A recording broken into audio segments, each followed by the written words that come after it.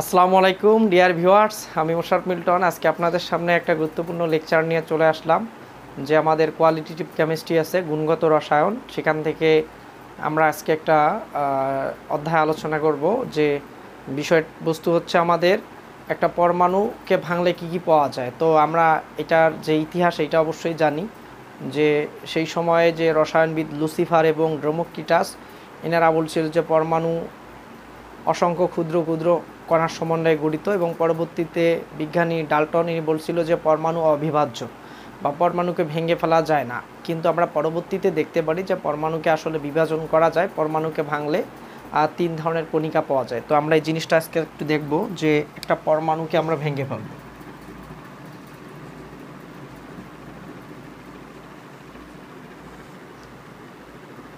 পরমাণুকে যদি আমরা ভেঙে ফেলি, সেখান থেকে আমরা কিছু কণিকা পাই।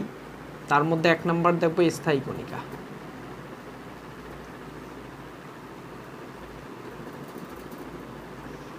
তারপর আমরা পাচ্ছি পরমাণুকে ভাঙলে অস্থায়ী কণিকা।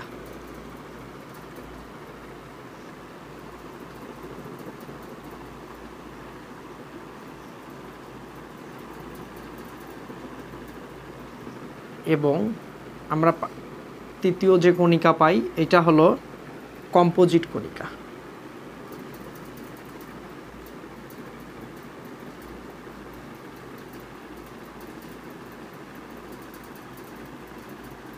তাহলে আমরা পরমাণুকে ভাঙলে 3 ধরনের কণিকা পাই। তো স্থায়ী কণিকা 3টা, আমরা এগুলো মনে রাখবো। একটা হলো ইলেকট্রন,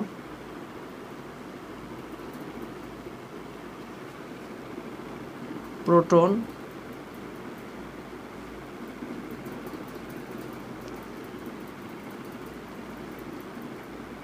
এবং নিউট্রন।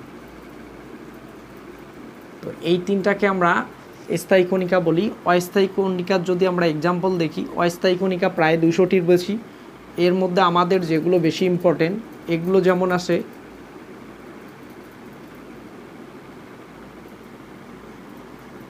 বোসন,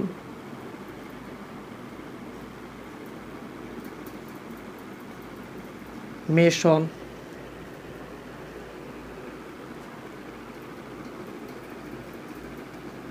নিউট্রিনো,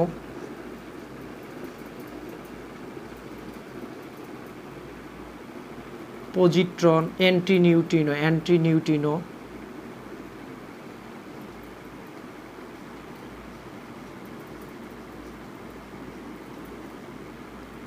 তারপরে আমরা দেখি যে মিউঅন,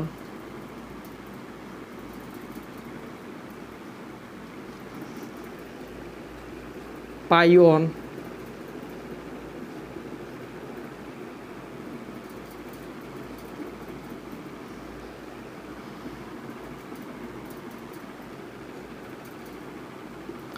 এবং গ্যাভিট্রন।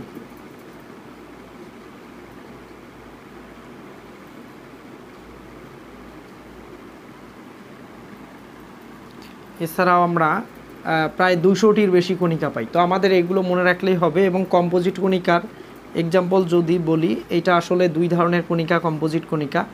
একটা হলো আলফা কণা, আর একটা হলো ডিউটেরন।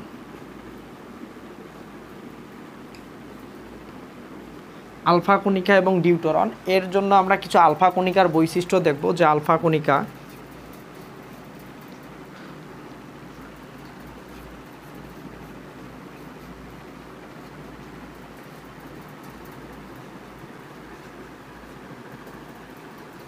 বৈশিষ্ট্য, এর আগে আমাদের জানতে হবে তাহলে আলফা কণিকা কাকে বলে। তাহলে যদি আমরা একটা হিলিয়াম পরমাণু থেকে উপরে আমরা জানি যে ভর সংখ্যা থাকে, নিচে পারমাণবিক সংখ্যা থাকে, যদি 2টা ইলেকট্রন অপসারণ করে নেই, মানে বের করে নেই, তাহলে আমরা জানি হিলিয়াম 2+ চার্জ হয়ে যাবে। উপরে ভর 2, উপরে ভর 4, নিচে পারমাণবিক সংখ্যা 2। তো এইটাকেই আমরা বলছি আলফা কণা, এটাকেই বলি আলফা কণা। তাহলে এখান থেকে আমরা দেখতে পারি যে আমরা 1 নম্বর বৈশিষ্ট্য দেওয়া যে এর গতিবেগ কত থাকে, যে 1 × 10⁻⁷ থেকে 2.5 × 10⁻⁷ মিটার/সেকেন্ড আলফা কণার গতিবেগ।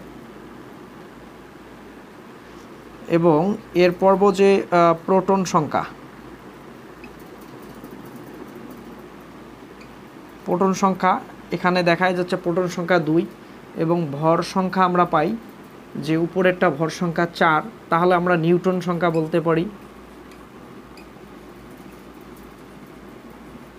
নিউটন সংখ্যা কত হয় 4 - 2, তাহলে নিউটন সংখ্যা 2। তো এইগুলো মোটামুটি মনে রাখলে আমাদের এই জায়গায় এমসিকিউগুলো হয়ে যাবে। সবচেয়ে ইম্পর্টেন্ট হলো কম্পোজিট কণিকা, একটা হলো আলফা কণিকা, একটা হলো ডিউটেরন। আলফা কণিকা কাকে বলে? হিলিয়াম পরমাণু বা নিউক্লিয়াস থেকে অর্থাৎ একটা 2টা ইলেকট্রন অপসারণ করলে দ্বিধনাত্মক চার্জবিষ্ট কণিকা পাওয়া যায়, তাই হচ্ছে হিলিয়াম নিউক্লিয়াস বা আলফা কণা। এবং 3 নম্বর বৈশিষ্ট্য মনে রাখতে পারি এর চার্জ হলো +2, অর্থাৎ এর চার্জটা হলো কী রকম? ধনাত্মক প্রক্রিয়ায়। তাহলে এর চার্জটা হলো ধনাত্মক। তো আজকে এই ছিল আমার আয়োজন। ইনশাল্লাহ যদি সুস্থ থাকি পরবর্তী লেকচার দেবো, তোমাদের বন্ধু বান্ধবের সাথে শেয়ার করবা, আমার চ্যানেলটাকে সাবস্ক্রাইব করে পাশে থাকবা। দেখা হবে পরবর্তী ক্লাসে। ওকে, টাটা।